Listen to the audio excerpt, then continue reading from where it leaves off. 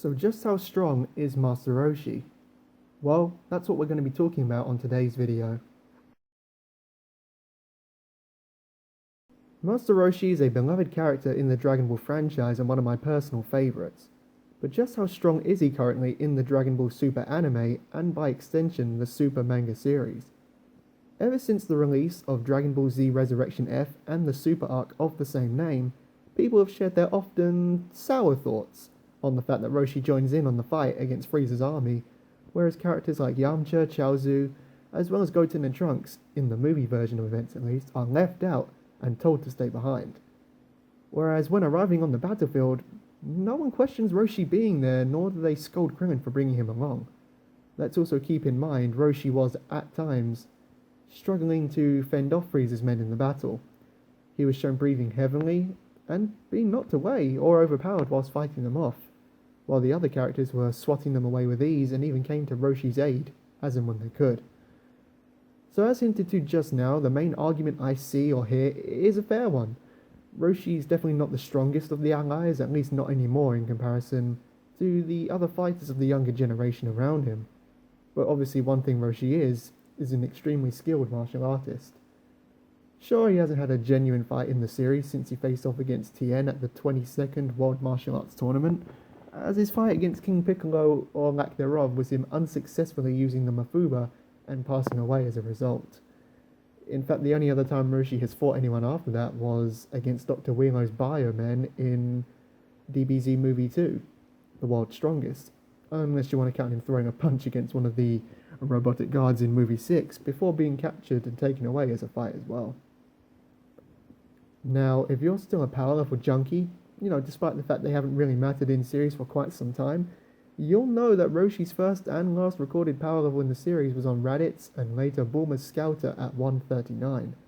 Certainly not high enough to take out even the lowest of Frieza's men, considering the average soldier at that time would be anywhere between say 1,000 and 1,500, with only Frieza's elite and the Ginyu Force being, shown being any higher than that.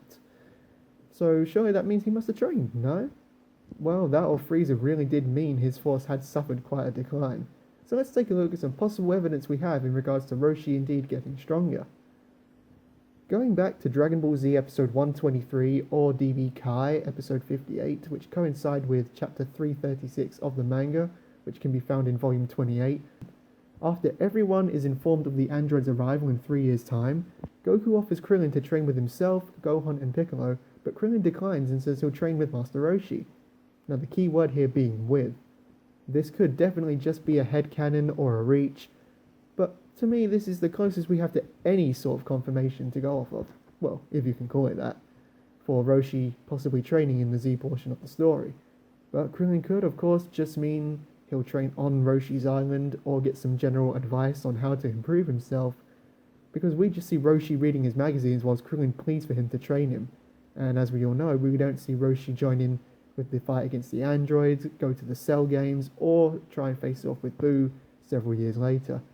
Realistically, if Roshi did improve at all and someone asked me to give him a power level or put him against other characters, I'd probably compare him to someone like Raditz, or even someone like the average Namekian warrior. So in power level terms, that would put him anywhere between say 1,200 and maybe 3,000. So strong enough to take up the lowest of the soldiers, but still be weak enough to still get hurt and be overpowered as we saw. But even after all of this, Master Roshi's inclusion in both the fight against Frieza's army and his inclusion in the upcoming Universal Survival arc could just whittle down to simple fan service. Maybe series author-creator Akira Toriyama has a newfound love for the character. Who knows? Well, at the risk of taking up any more time, I'll end it here. So what do you guys think? Do you agree? Do you disagree? Comment down below with your own theories, because I am genuinely curious to, read them all, hear about them all. And until the next one, peace.